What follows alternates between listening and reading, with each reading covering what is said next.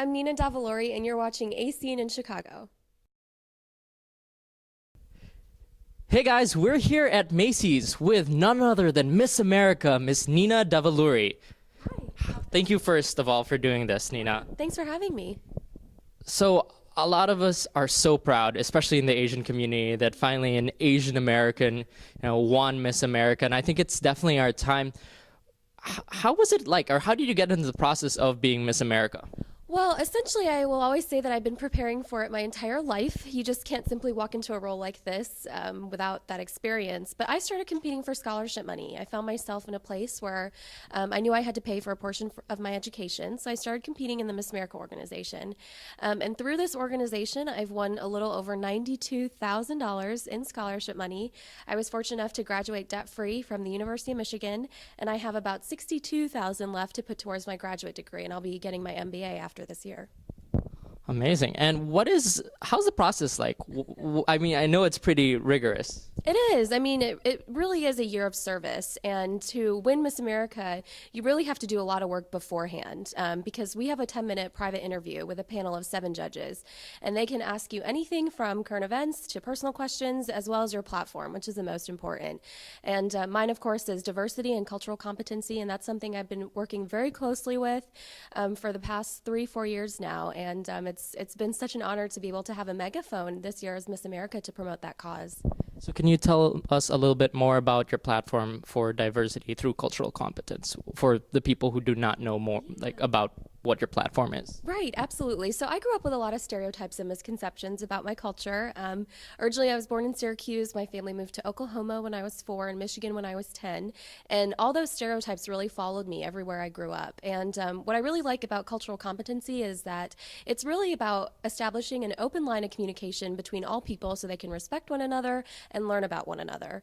And so this year, I've really been able to launch my social media campaign called Circles of Unity.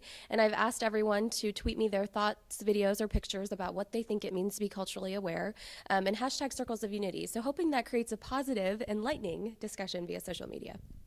And a lot of us knew after you won, there was a lot of things going on in social media, especially there was a lot of bullying. When that went on, me being part Indian as well, especially there were a lot of, racist comments as well, and a lot of unfair comments. How did you respond to that, or what were the biggest challenges for that? Yeah, well, Twitter was never happy. It's so easy to hide behind a Twitter handle.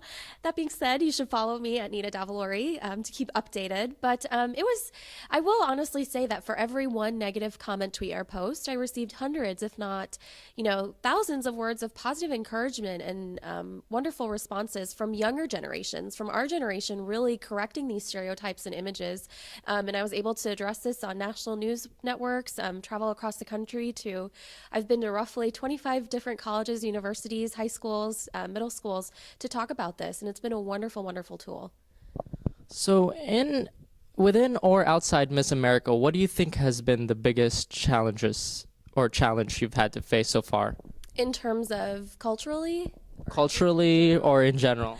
Well, I will definitely say, my parents are both originally from India, and I think growing up in America, trying to find a healthy balance between the two cultures was so difficult for me, and it's still a journey in my household. And what I've really learned is that assimilation has to really happen from both sides, and you can't raise your children in America expecting them to be 100% Indian, Chinese, whatever your heritage may be, but you can absolutely find the best of both worlds. Great.